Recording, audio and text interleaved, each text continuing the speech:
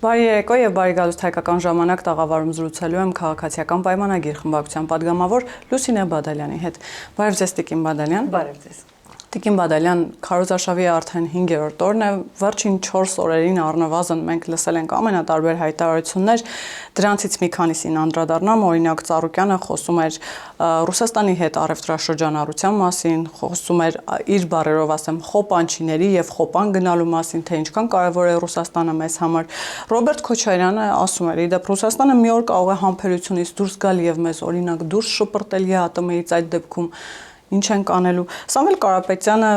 դե նրա մտքերը առհասարակ մի քիչ բարդ է վերցանել, բայց այնուամենայնիվ ասուլիսի ժամանակ հայտարարում էր, որ Ռուսաստանը եղել է եւ մնում է մեր գլխավոր ռազմավարական տնտեսական դաշնակիցը։ Բոլոր երեքն էլ պնդում են, որ Հայաստանը իր բառերով ասած մենք այլ հնարավորություններ չունենք։ Եվ զուգահեռ նաև երեքի մոտ էլ այսպես շատ թիրախում է Արևմուտքը, Եվրամիությունը հավաքական եւ հատկապես Մակրոնը։ Հասկանանք ինչու է նախընտրական շրջանում փորձ արվում Հայաստանի Հանրապետության քաղաքացուն կրկին համոզել, իմիտացիա ստեղծել, որ մենք աշխարհին պետք չենք բացի Ռուսաստանից, մենք այլ գնալու տեղ չունենք բացի Ռուսաստանից, մեր տնտեսությունը միայն կարող է գոյություն ունենալ Ռուսաստանի հետ, մեր անվտանգությունը միայն կարող է գոյություն ունենալ Ռուսաստանի հետ եւ մեզ պետք է, այսպես ասած, այն ամուր ուսը, որին կարող ենք հենվել, երբեմն ինչու ոչ արտասվել, ինչպես հասկանալ այս հայտարարությունները։ Շնորհակալ եմ։ Նախ առաջին հերթին ես կարծում եմ, որ սա լրջագույն մաստեր կլաս է այս տարվա հատկապես քարոզարշավը մեր հասարակությանը քաղաքական բավականին շատ նրբություններ սովորեցնելու, իրազեկելու, որովհետև դրա կարիքը Հայաստանի Հանրապետությունում կա եւ մեր հասարակությունը պիտի սկսի իրարից զանազանել լավն ու վատը, սևն ու սպիտակը, թացն ու չորը եւ այլն։ Դիցուկ Դուք նշեցիք քիչ առաջ, որ Գագիկ Ծառուկյանը խոսել է խոպանչիների մասին եւ փորձը ամեն ինչ պիտի արվի, որպեսզի նրանց համար ամեն ինչ շատ լավ լինի։ Տեսեք քաղաքական գծերի տարբերությունը։ Ինչ ենք ասում մենք, որպես իշխանություն, որպես այս երկրում հեղափոխություն արած եւ մեր սկզբունքներին չդավաճանած քաղաքական գործիչներ։ Մենք ասում ենք, որ մենք Հայաստանի Հանրապետությունը պիտի այնպիսի երկիր դարձնենք, որտեղ Հայաստանի Հանրապետության քաղաքացին պիտի աշխատի, արարի, իր կյանքը կազմակերպի, արժեք ստեղծի եւ կարողանա իր ապագայի, իր սերունդների ապագան ճիշտ ձևավորել։ Այսինքն մենք նպատակ չենք դնում խոպանչիներ ունենալու եւ խոպանչիների համար լավ պայմաններ ստեղծելու։ Մենք կարծում ենք, որ Հայաստանի Հանրապետությունը պիտի շենացնի Հայաստանի Հանրապետության քաղաքացին հենց տեղում։ Տարբերությունը տեսնում եք, թե ոչ։ Երկրորդ մասով մենք աշխարհին պետք չենք, որևէ մեկին պետք չենք, բացի Ռուսաստանի Դաշնությունից։ Ռուսաստանի Դաշնությունը ինքնամոռատ սիրահարված չէ Հայաստանի Հանրապետությանը, չէ, որ բոլոր թերություններով հանդերձ, այսպես առանց Հայաստանի Հանրապետության կյանք չունենա։ Բնականաբար, եթե որևէ երկրի մենք պետք ենք, ուրեմն մենք մեզանից ինչ-որ բան, ինչ-որ կարևորություն ներկայացնում ենք, այդպես է, թե այդպես չէ։ Այսինքն մենք կարող ենք առաջարկել ծառայություններ, մենք կարող ենք առաջարկել համագործակցություն։ Եվ այդ դեպքում, եթե մենք ի վիճակի ենք դա անել, ապա մենք կարող ենք դա ավելի դիվերսիֆիկացված անել։ Հետևաբար, այստեղ էլ է շատ պրիմիտիվ եւ շատ այսպես մեկ գծով գնացող, այն որ խոսում է Ռոբերտ Քոչարյանի նման քաղաքական գործիչ, ճկուն եւ այլն, մենք տեսնում ենք այդ սահմանափակումը։ Երրորդ տարբերակում, ինչպես ասացիք, որ շատ դժվար է վերցնել, իհարկե այստեղ երևի ոչ մի կոմենտ չկա։ Երևի թե չմեկնաբանեմ ես, որովհետեւ այստեղ ոչ թե դժվար է, այլ անիմաստ է որևէ մեկնաբանություն տալ, որովհետև քաղաքականության հետ զրո կապ ունեցող մարդիկ, որոնք որ ուղարկված են այստեղ, ընդ որում ոչ միայն վերջին երրորդ տարբերակը, այլ բոլոր տարբերակները։ Տեսեք, նրանք պաշտպանում են Ռուսաստանի շահերը միայն, բացառապես։ Եվ իրենց համար միևնույն է Հայաստանի Հանրապետության հետ ինչ կլինի։ Եվ այստեղ միայն այս քաղաքական ուժերով չի սահմանափակվում, մենք նաև հասարակությունում ունենք որոշակի շերտ, որը որ եւս գիտակցաբար կամ անգիտակցաբար լծված է մեկ այլ երկրի, տվյալ դեպքում Ռուսաստանի Դաշնության շահերի պաշտպանությամբ եւ ոչ թե Հայաստանի Հանրապետության, այսինքն նրանք պատրաստ են զոհել Հայաստանի Հանրապետության ինքնիշխանությունը միայն նրա համար, որ իրենց բարեկամները կամ իրենք, որոնք աշխատում են եւ բարիք են ստեղծում Ռուսաստանի Դաշնության համար, ուղղակի լավ ապրեն։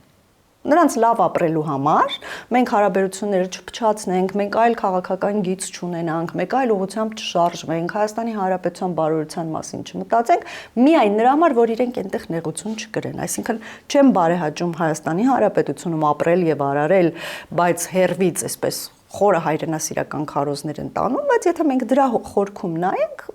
հիմքում դրված է զուտ բացառապես իրենց բարեկեցությունը։ Եվ սա շատ վտանգավոր իրավիճակ է ստեղծում։ Հակառակ ծայրահեղությունն էլ կա, որ նույն մարդիկ, որոնց մասին դուք խոսում եք, ոչ թե ինչ-որ շահից դրդված են այդպես մտածում կամ կարծում, այլ իսկապես կարծում են, որ Հայաստանի փրկությունը Ռուսաստանի հետ է, Ռուսաստանի մեջ է, եւ եթե չլինի Ռուսաստանը,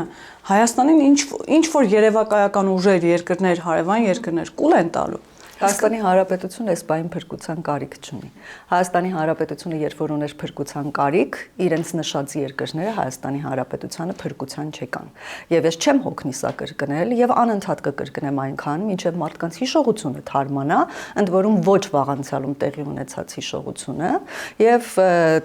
իրադարձությունների հետ կապված հիշողությունները թարմանան անպայման եւ իրենք հասկանան, որ այս նույն ցիկլում անընդհատ լինելու դեպքում մենք անընդհատ բախվելու ենք միևնույն խնդրին։ Հայաստանի Հանրապետությունը ուներ փրկության կարիք։ Հայաստանի Հանրապետության ինքնիշխանությունն ու անկախությունը վտանգված էր ընդամենը տարիներ առաջ։ Հայաստանի Հանրապետությունը պատերազմի մեջ էր, որտեղ ուներ օգնության կարիք, որովհետև ուժերը անհավասար էին։ Եվ այն մարդիկ, որոնց վրա այսօր մեր քաղաքական ընդդիմությունը, հա, այդ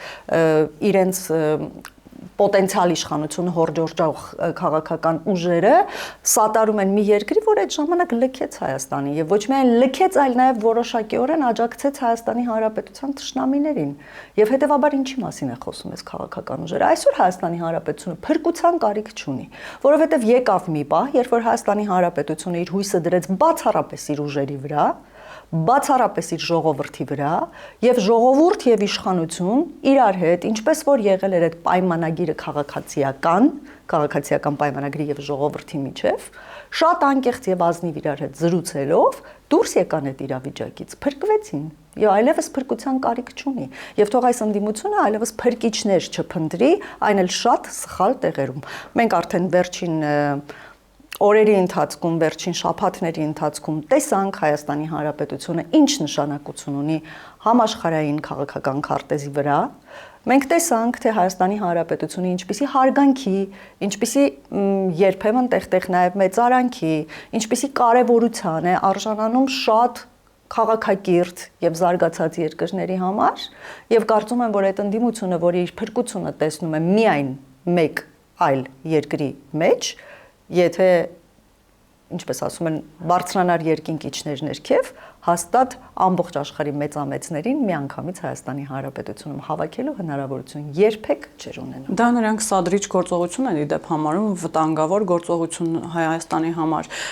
Նույն կարծիքին է նաև Ռուսաստանի Դաշնությունը հետաքրքիր զուգադիպությամբ Ադրբեջանից էլ մենք որոշակի այսպես բողոքի նոտա լսեցինք գագաթնաժողովի հետ կապված եվրոպական քաղաքական համայնքի։ Տեսեք, իրենք նախ հակակշիռ նաև պատասխան ունեն, օրինակ նույն Գագիկ Ծառուկյանն ասում է ինչպես կարելի է հենվել Մակրոնի վրա, Մակրոնն այսօր կա, վաղը չկա եւ միաժամանակ ասում է, որ Բելարուսի նախագահը շատ սիրում է հայ ժողովրդին եւ ինքը մեկ զանգով կարող է հարցեր լուծել։ Մեկ զանգով մարդիկ խոստանում են հարցեր լուծել։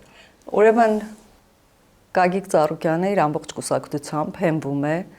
Բելարուսի նախագահի վրա եւ կարծում է, որ կարելի է ծաղրել Մակրոնին կամ հեգնել Մակրոնին եւ ասել, որ մեր փրկությունը Բելարուսի նախագահի մեջ է եւ մոռացել է, որ 2020 թվականի պատերազմի ժամանակ Բելարուսի նախագահը առաջինը շտապեց շնորհավորել Ադրբեջանին հաղթանակի կապակցությամբ եւ նաեւ հանդգնեց ուղիղ բացեի բաց իլուր ամբողջ աշխարհի իր իսկ շուրթերով հայտարարել, որ ինքը օգնել է Ադրբեջանին նախապատրաստվել Հայաստանի դեմ պատերազմում։ Չի ամաչում Գագիկ Ծառուկյանը։ Այս համեմատության մեջ չի ամաչում, ինձ այնքան հետաքրքիր է, եւ չեն ամաչում այն քաղաքացիները, որոնք այս պահին այս քաղաքական գիծը սատարում են։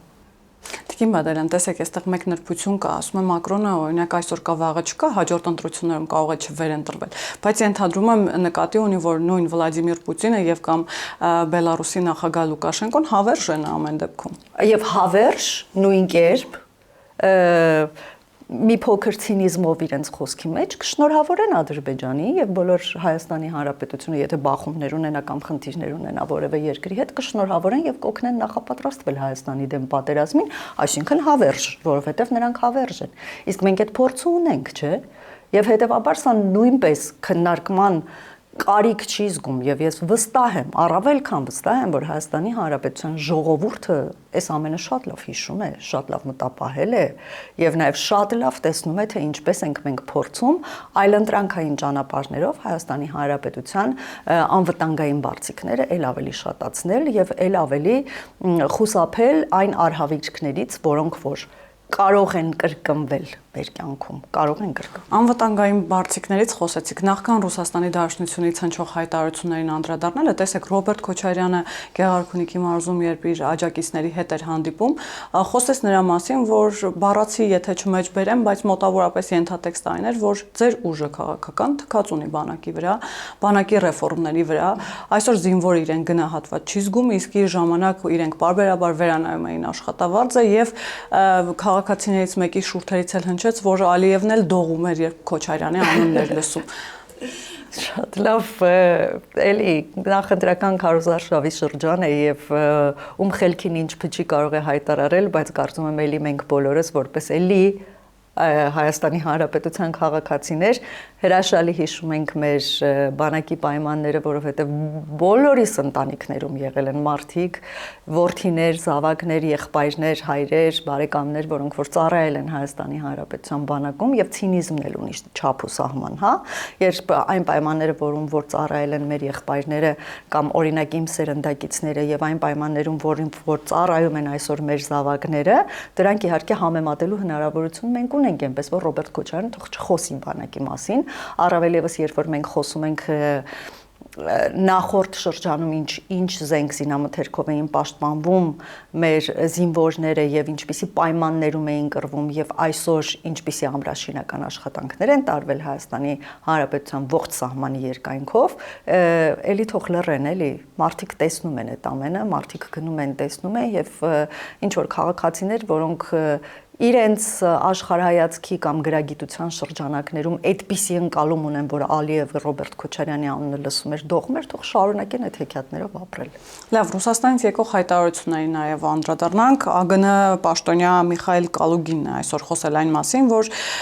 Հայաստանը Եվրամիությանն անհրաժեշտ է սեփական աշխարհաքաղաքական խնդիրները լուծելու համար, որոնք այսօր ուղղված են Ռուսաստանի հետ դիմադրությանը։ Ասում է, որ արևմուտքին այստեղ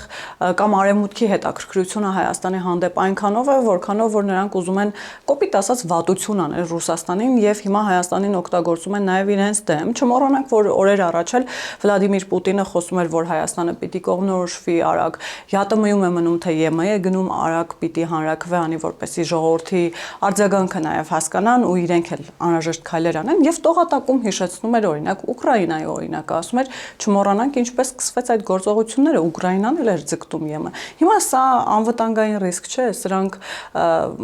պարզապես վախեցնելու միտում ունեն, սրանք նախընտրական տրամաբանության մեջ են, ինչպես հասկանալ բարբերաբար այս համեմատականները եւ զուգահեռները Ուկրաինայի հետ։ Դե ես այդտեղ իհարկե տեսնում եմ որոշակի սպառնալիք եւ մեր դաշնակիցը մեզ սպառնում։ Այո, եւ ձգտում ազդեցություն ունենալ սպառնալ Հայաստանի Հանրապետության ժողովրդին, ոչ թե իշխանություններին, որովհետեւ իշխանությունները, ինչպես նկատեցիք վերջին տարիներին, վախկոտներից չեն եւ ամեն ինչ շատ լավ կշռադատում են, շատ լավ բալանսավորում են, շատ լավ տեսնում են իրենց բոլոր ճանապարհներն ու ելքերը, բայց սա ազդեցության փոքրիկ մի լծակ է Հայաստանի Հանրապետության ժողովրդի վրա ազդելու ընտրությունների նախաշեմին, որպեսզի ժողովուրդը այդպիսի վախեր ունենա, որ իր հետ կարող է իր երկրի հետ կարող է կատարվել այն ինչ տեղի ունեցավ Ուկրաինայում եւ այդ վախից անպայման պրոռուսական ուժերի քվեարկի, օգտին քվեարկի եւ սա ուղիղ միջամտություն է Հայաստանի Հանրապետության ներքին գործերին, բայց ես առաջարկում եմ այս քաղաքական գործիչներին ընդհուպ մինչեւ Վլադիմիր Պուտին պատասխանել այն հարցին, երբ որ իրենք այդպես շատ խորությամբ մեկնաբանում եւ վերլուծում են թե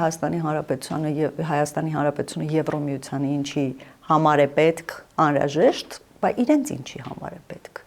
Եվ իրենց ուղակի բարեկամական հարաբերությունների համար է պետք նախորդ 30 տարիների ընթացքում մենք ինչ ունեինք, չունեինք, մեր ձեռքից վերցված չէ եւ հանձնված չէ Ռուսաստանի Դաշնությանը արդյոք կրիտիկական ենթակառուցվածքներ, գործարաններ, բիզնեսներ, ինչ հնարավոր է վերցված չէ,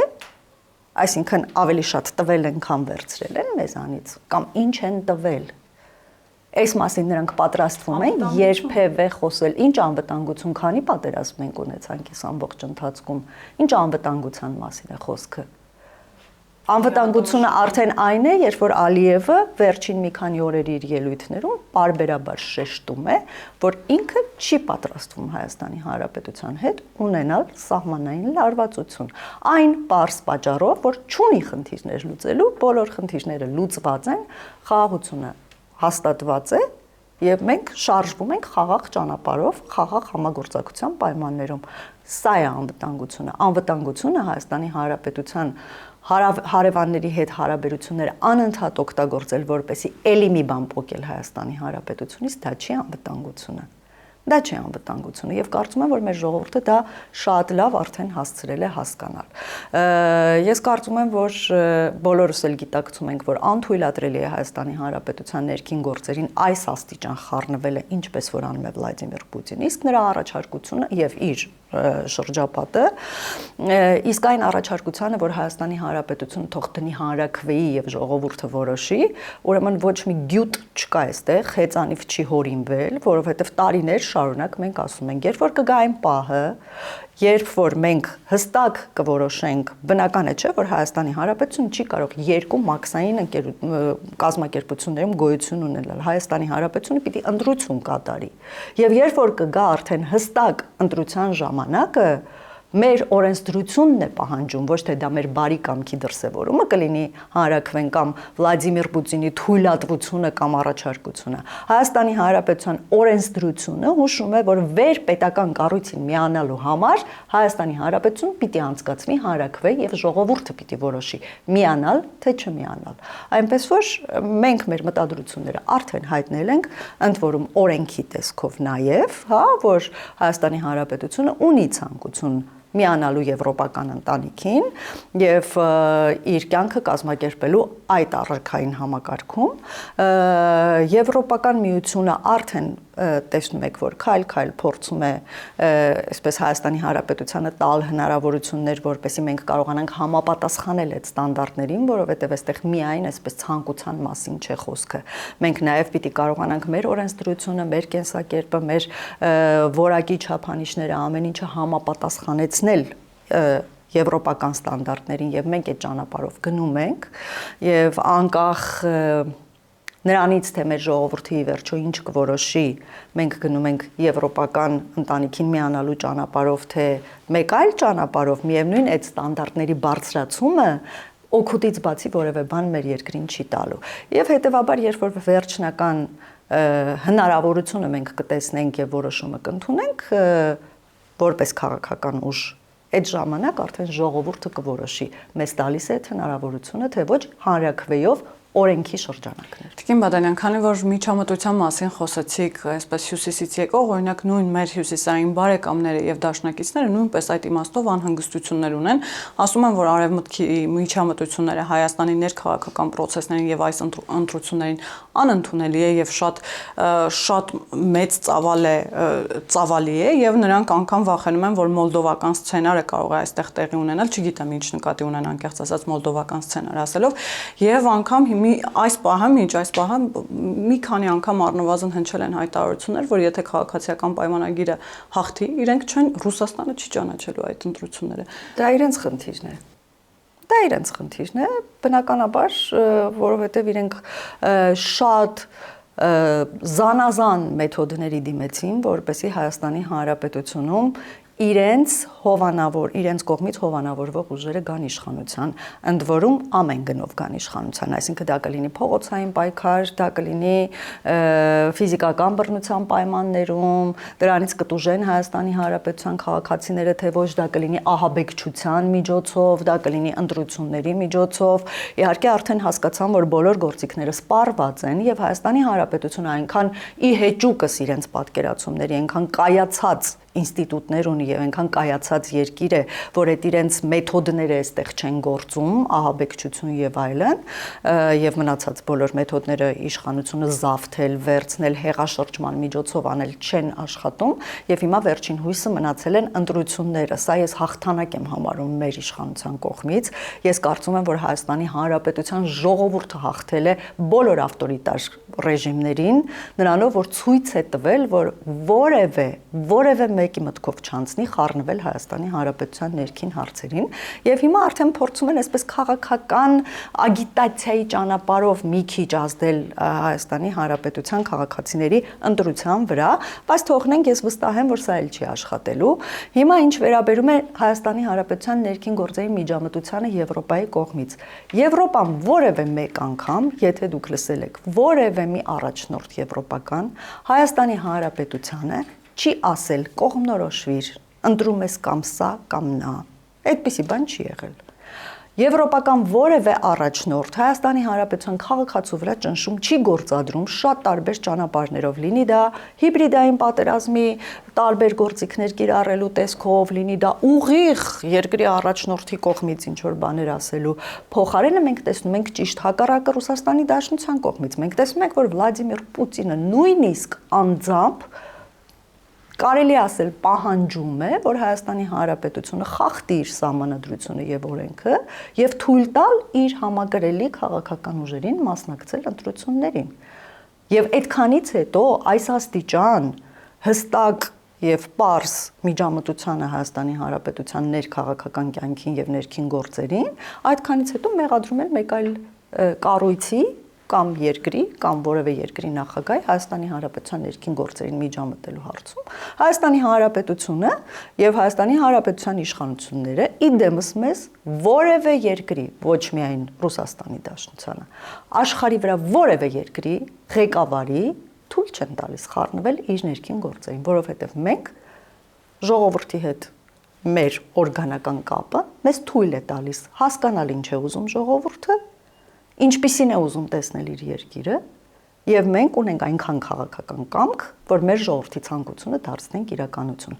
Մեր ժողովրդի ցանկությունը կապված իր երկրի ապագայի հետ, այլ ոչ թե որոշ խմբերի բարեկեցության հետ։ Այդ որոշ խմբերի բարեկեցության հետ կապված խնդիրները թող լուծեն իրենց հովանավորները։ Տիկին Բադալյան, տեսեք, քանի որ միջամտություններից ենք խոսում, նույն տրամաբանության մեջ իրազեկ քաղաքացիների միավորումը եւ Հելսինկյան քաղաքացիական ասամբլեայի Վանաձորի գրասենյակը 3 հայտարարություն են տարածում համատեղ եւ մեջբերում են ահազանգերը, որոնք հնչել են 102-րդ ռուսական ռազմաբազայից։ Ըստ էության զինվորականները զանգում են եւ ասում են, որ ներսում արդեն իրենց վրա ճնշումներ են բանեցվում, եւ ուղղորդում են, որպեսզի հստակ ուժի եւ հստակ անհատի գնան ընտրեն, եւ դա արվում է ոչ ավել ոչ պակաս հոգեվոր սպասավորի միջոցով, ուղղափառ եկեղեցուն ծառայող հոգեվոր սպասավորի միջոցով, որը Շիրակի թեմի հետ շատ լավ կապերի մեջ է եւ պարբերաբար տարբեր միջոցառումներ են կազմակերպում։ Սա անվտանգային սպառնալիք չէ, արդյոք խոսվում է նաև հետընտրական որոշ process-ների մասին, չեք կարծում, որ ռուսական ռազմաբազան կարող է այլ նպատակներով ծառայել եւ կամ օգտագործվել։ Այստեղ վտանգ, ռիսկ, սպառնալիք չեք տեսնում, այն դեպքում, որ քաղաքասարակության շատ ներկայացուցիչներ, այդ թվում նաև որոշ ժողովրդավար ուժեր, արևմտամետ ուժեր, այդ մասին ահազանգում են եւ ասում են, որ այո, ռիսկեր կան հստակ։ Իհարկե ռիսկեր կան։ Ընդհանուր առմամբ բոլոր ուղղություններով եւ բոլոր իրավիճակներում ռիսկեր կան եւ կառավարության խնդիրն է եւ թե գործադիր թե օրենսդիր իշխանության խնդիրն է այդ ռիսկերը ճիշտ կառավարել, ինչը որ մեզ այնուամենայնիվ մինչ այս պահը հաջողվել է, հա, այս վերջին հնգամյա փուլում բավականին մեծ հաջողությամբ մենք բոլոր ռիսկերը կառավարել ենք եւ վստահ ենք, որ մենք այդ ռիսկերը կկարողանանք կառավարել նաեւ ապագայում, եթե ժողովուրդը մեզ այդ հնարավորությունը տա։ Ռիսկեր կան եւ բնականաբար որևէ մեծ երկիր, որևէ գերտերություն նախորդ տասնամյակների ընթացքում ինքը իրեն ապահովագրել է նման ինստիտուտների եւ նման կառույցների միջոցով ապագայում խնդիրներ չունենալու եւ իր օգտին ցանկացած բան, որ տեղակայված է այստեղ, իր օգտին օգտագործելու նպատակով։ Ցավոք սրտի, տեսեք, երբ որ մենք ասում ենք ռուսական ռազմաբազա, ռուսական, դա իրենց ռազմաբազան է։ Բայց երբ որ մենք խոսում ենք հայ առաքելական եկեղեցի, այդ ինստիտուտի մասին, սա հայ առաքելական եկեղեցի է եւ այստեղ է խորը վիրավորական, հա, հայ ժողովրդի նկատմամբ, որ հայ առաքելական եկեղեցին է ծառայում մեկ այլ երկրի։ Սա սարսափելի բան է, սա իրոք ողբերգություն է, ես հասկանում եմ, որ ժողովուրդը ամբողջությամբ չի գիտակցում ինչ աստիճանի խորը ողբերգություն է, ինչ աստիճանի խորը ողբերգություն է, որ երբ որ Սամվել Կարապետյանը գնում է կաթողիկոսի հետ հանդիպման, այնպես է շփվում, կարծես թե իր ենթական լինի կաթողիկոսը։ Ուսին տմտմբացնել։ Սա խորը ողբերգություն է, հասկանում եք, հասկանալ, թե հայ առաքելական եկեղեցին ինչ աստիճանի է իջել եւ դարձել է պարզունակ քաղաքական գործիք մի շարք այսպես ուժերի ձեռքին եւ սա խորը ողբերգություն է եւ ես կարծում եմ որ մենք ունենք նաեւ առաքելություն այս հարցն էլ լուծելու եւ այս խնդիրն էլ կարգավորելու առաքելություն ունենք եւ ցավոք սրտի այո մենք շատ լավ տեսնում ենք բայց մեզանից բացի ժողովուրդն էլ շատ լավ տեսնում է թե ինչպես են այդ բոլոր ուժերը ծառայեցվում մեկ նպատակի այն է թույլ չտալ որպեսզի Հայաստանի Հանրապետությունում վերընտրվեն այս իշխանությունները, որպեսզի իշխանությունը ժողովրդի ձեռքից անպայման վերցվի եւ կրկին հանձնվի, հա, լինի անցյալին վերադարձ եւ սա բավականին թեժ պայքար է դրանով հանդերձ մենք ունենք այն վստահությունը, որ մենք եւ ժողովուրդը հաղթելու ենք եւ իշխանությունը, ինչպես որ մենք վերցրել ենք որոշ ավտորիտար ուժերի ձեռքից եւ հանձնել ենք ժողովրդին, հաստատել ենք ժողովրդավարություն, որն էլ իհարկե թե անվտանգային առումով, թե բարեկեցության առումով շատ հիմնավոր նշանակություն ունի եւ այդպես էլ շարունակելու է լինել։ Տիկին Բադալյան, դուք շատ ավելի մեղմ ներկայացրեցիք իրավիճակը, որովհետև Սամվել Կարապետյանը չէր գնացել Գարեգին բան ինքը անձամբ էր եկել օլիգարխի առանձնատուն, նրան հայրական օրհնություն էր բերել եւ հաջողություն էր մաղթում առաջիկա գործընթացներում եւ տոկունություն նաեւ նախ ինչպես հասկանալ այս ժեստը, սա ուղիղ աջակցություն է եւ անմիջական աջակցություն է եւ քանի որ 2021 թվականին այնուամենայնիվ եկեղեցու բարձրաստիճան ղեկավարությունը կրկին ունեցել է դիրքորոշում, կրկին սատարել է Հայաստանը խմբակցությանը, Ռոբերտ Քոչարյանին եւ մենք առնվազն տեսել ենք, որ անգամ Գարեգին Բեի օրհնությունը մեծ բան չի փոխել այդ իմաստով։ Հիմա ինչ հաշվարկներ են արել եւ ինչ կարող է տալ այդ օրհնությունը, օրինակ Սամվել Կարապետյանին։ Ես կարծում եմ, որ այստեղ որևէ հաշվարկ չկա, այստեղ կան պարտավորություններ, հա, այսպես կնքված համաձայնագրեր, որոնց մեջ նշված պարտավորությունները պիտի անպայման կատարվի անկախ նրանից դրանք հաջողություններ կբերեն թե չեն բերեն։ Ժողովրդական լեզվով ասած պիտի չկային դնում։ Այո, եւ շատ ցավալի է, ելի եմ ասում, շատ ցավալի է տեսնել այս աստիճան նվաստացումը, շատ ցավալի կլինի նաեւ տեսնել թե այդ նվաստացումը ինչքան կխորանա ընտրություններից հետո, երբ որ ժողովրդի իր պատասխանը եւ իր շառաչուն ապտակը կհասցնի իր հայրենիքի նկատմամբ, հա, դավադրություններ կազմակերպող եւ դավադրությունների մեջ ներգրավված անձանց ֆիգուրներին շառաչուն ապտակ կհասցնի եւ կարծում եմ որ դրանից հետո արդեն այդ հետընտրական հա գործընթացների մասին անիմաստ կլինի խոսել, որովհետեւ արդեն ժողովրդի իր ընտրությունը կատարած կլինի եւ հուսով եմ այդ ընտրությունը կլինի գիտակցված անպայման գիտակցված եւ ամենայն պատասխանատվությամբ կկատարվի այդ ընտրությունը եւ ժողովուրդը թույլ չի տա որպես իրեն այսպես առուծախի առարկա դարձրած քաղաքական ուժերին ընդհանրապես այսպես մի 2 կոպեկ ողորմության համար իր արժանապատվությունը ոտնահարել, չնայած որ մարդիկ անընդհատ արժանապատվությունից են խոսում, բայց բարձր է ինչպես են իրենք վերաբերվում այդ ժողովրդին, հա 5000 10000 դրամով բերում են կանգնացնում են փողոցում, որ իրենց ծապտան, որ ինչ որ իրենց տերերին ցույց տան, որ տեսեք, այսքան մարդ ենք այստեղ հավաքել, հեսա այսքան էլ ընտրող կհավաքենք, դուք փողերը փոխանցեք, մենք այստեղ կառնենք այս ժողովրդին, կառնենք, կվաճառենք, ինչ ուզենանք կանենք, բայց անպայման կխոսենք արժանապատվության մասին։ Մի խոսքով ես կարծում եմ, որ նույնիսկ եթե շատ չգիտակցեն մարդիկ, բայց ինտուիտիվ շատ լավ հասկանում են ինչ է պետք անել եւ ինչպես է պետք անել, իսկ ես մեր կողմից կարող եմ ասել, ինչպես նաեւ մենք բոլորս ենք ասում, մենք ունենք այնքան քաղաքական կամք, այնքան պատասխանատվության զգացում եւ այնքան վստահություն եւ համոզվածություն, որ մենք Հայաստանի Հանրապետությունը ինչպես որ է ճահճից դուրս ենք հանել, այնպես էլ տանելու ենք լուսավոր ապագա։ Դուք եղեք մեր կողքին, որովհետեւ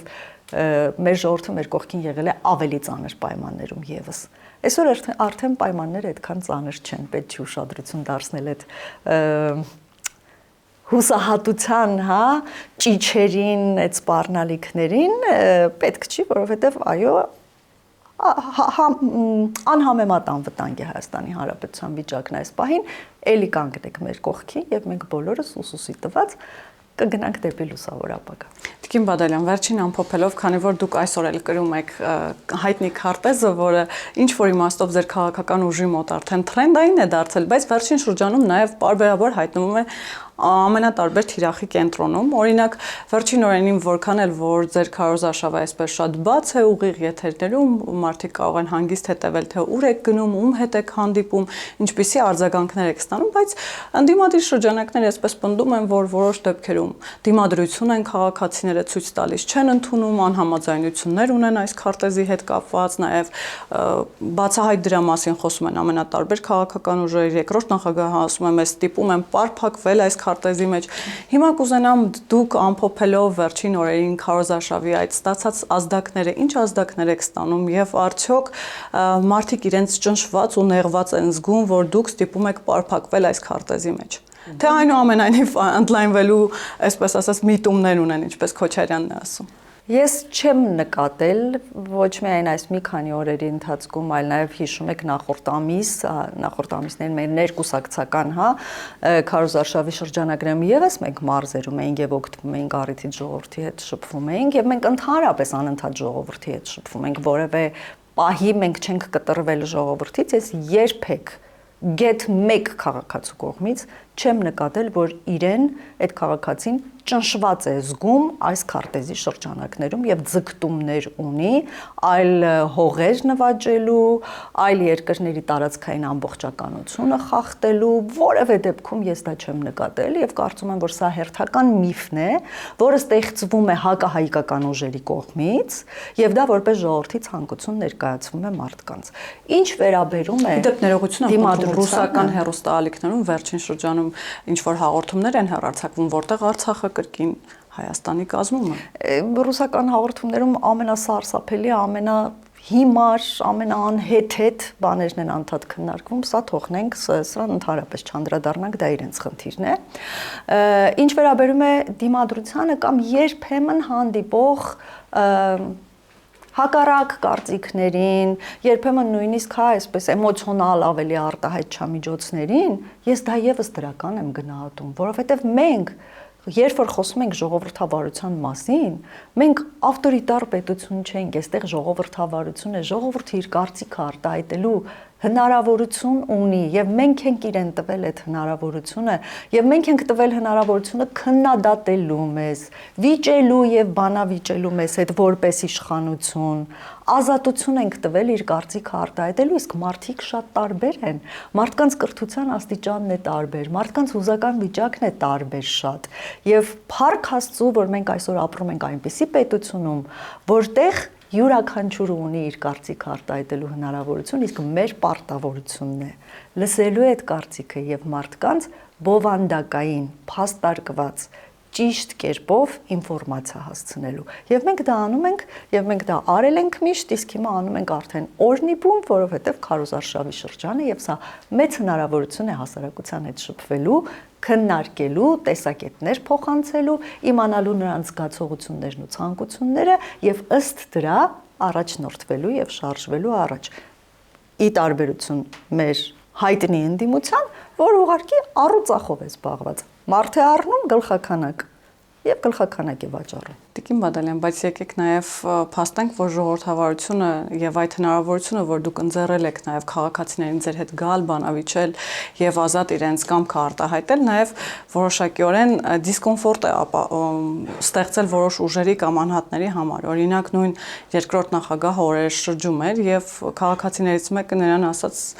կներեք բառացի եթե մեջ բերեմ, արա, այս ինչ ես դարձել, քյասի բացել ես, այսինքն սա որոշակիորեն ինչ որ իմաստով անընկալելի է անգամ հայտնի պատմությունները նաև հաշվի առնելով, այսինքն ժողովրդավարությունը նաև որոշակի խնդիրներ է ստեղծել որոշ մարդկանց ուժերի համար։ Այո, այդ խնդիրները ստեղծել է, բայց ես ունեմ մտավախություն հաշվի առնելով մեր նախկին իշխանությունների հիշաչարությունը ժողովրդի նկատմամբ, ունեմ նաև այն մտավախությունը, որ նման մարդիկ հիշվում են այդ իշխանությունների կողմից եւ իշխանության գալու պարագայում նրանք չեն մոռացվելու, որովհետեւ ժողովրդավարությունը դեռ ընկալված, մարսված չէ մեր ընդդիմադիր քաղաքական այդ հատվածի կողմից եւ կարծում եմ, որ հաշվի առնելով նաեւ այս հանգամանքը մեր ժողովուրդը ընտրություն կատարելուց պիտի անպայման ընտրություն կատարի հոգուտ ժողովրդավար ուժերի, հոգուտ լայն մտածողության, հոգուտ կիրթ եւ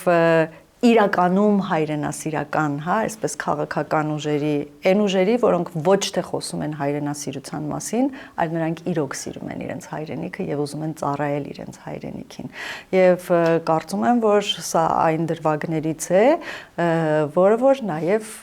անհանգստություններ է առաջացրել ժողովրդի մոտ, որովհետեւ ես հիմա խոսում եի այն մասին, ինչ որ ժողովրդն է անդադ ասում, բա ինչ կլինի հետո, բա հանկարծ այդ մարդիկ, որոնք այսօր Ռոբերտ Քոչարյանին կամ որևէ այլ քաղաքական գործ չեն, ինչ որ վատ բան ասում, եթե նրանք եկան իշխանության անպայման հաշվեհարդար են տեսնել, այո, կա նման մտավախություն։ Կա, որովհետև մենք տեսել ենք դա տարիներ շարունակ, դա նորություն չի։ Մենք տեսել ենք ինչ էլ եղել են մարդկանց հետ, ովքեր հանդգնել են խեթ նայել այդ քաղաքական գործիչներին եւ նրանց թիմերի անդամներին, մենք տեսել ենք եւ նրանց ձայն տալու դեպքում դուք ուղղակի ետ եք վերադարձնելու այդ անցյալը։ Իսկ այսօր 19 կուսակցություն մասնակցում է ընտրություններին եւ այդ 19-ի մեջ 3-ը չեն ընդամենը, հա, որոնց մասին մենք անընդհատ խոսում էինք եւ նրանց առանձնացնում ենք, չգիտեմ ինչու։ Առանձնացնում ենք, որովհետեւ հասկանում ենք, որ մենք այլ երկրի հետ գործ ունենք, որ սա